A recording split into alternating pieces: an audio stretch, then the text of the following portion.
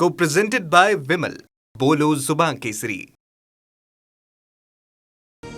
उपमुख्यमंत्री शिंदेंसोबत भेटीनंतर रेश्मा काळेंची निवडणुकीतून माघार. जळगाव विधान परिषद निवडणुकीतून केली होती बंडखोरी.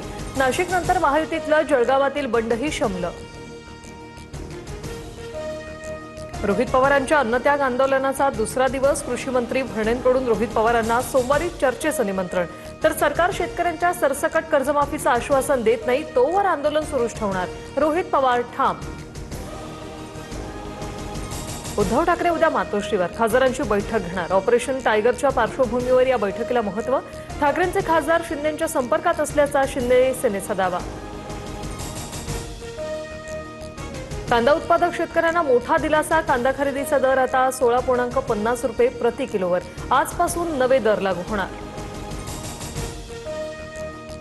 अकोल्यात युरिया खरेदीसाठी 7/12 आधार कार्ड अनिवार्य नाही. कृषी केंद्राबाहेरील शेतकऱ्यांच्या रांगांनंतर प्रशासनाचा ॲक्शन मोडवर. युरिया खरेदीत गैरप्रकार रोखण्यासाठी जिल्हाधिकाऱ्यांनी 7/12 अनिवार्य केला होता. गॅस दरवाढीचा बाहेरगावी राहणाऱ्यांना मोठा आर्थिक फटका. शाकाहारी जेवण 10 ते 20 रुपये तर मांसाहारी 25 ते 30 रुपयांनी महागलं. महिन्याला मेसचे पैसे 800 रुपयांनी वाढल्याने खर्च आता आवाक्याबाहेर. देशात एप्रिलच्या तुलनेत मे महिन्यात महागाई दर वाढला. मे महिन्यात महागाई दर 3.93%. इंधनाच्या वाढत्या किमती महागाई दर वाढण्यास कारणीभूत. कॉमेडियन प्रणित मोरेच्या शोमध्ये डॉक्टर सेजल पवारने केलेल्या वक्तव्याबाबत केईएम रुग्णालयाचा प्राथमिक अहवाल समोर.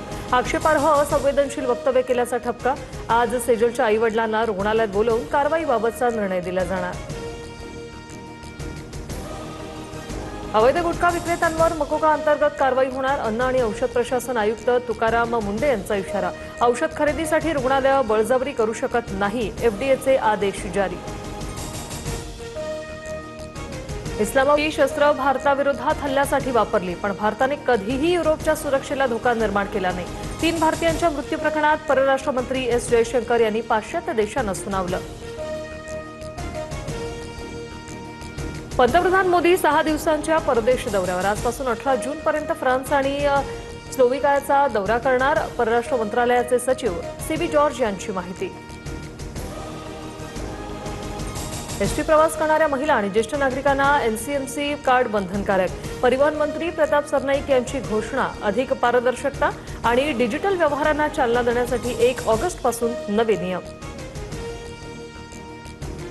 लाडकी बहीण योजनेच्या धर्तीवर मुंबईतील घर कामगार महिलांसाठी स्वाभिमान निधी योजनेचा पालिकेकडून आता प्रस्ताव. राज्य सरकारकडून मंजुरीची प्रतीक्षा. 5 लाख पात्र महिलांना दरमहा 1,500 ते 2,000 रुपये आर्थिक मदत मिळणार. Co-presented by Vimal. बोलो जुबान केसरी.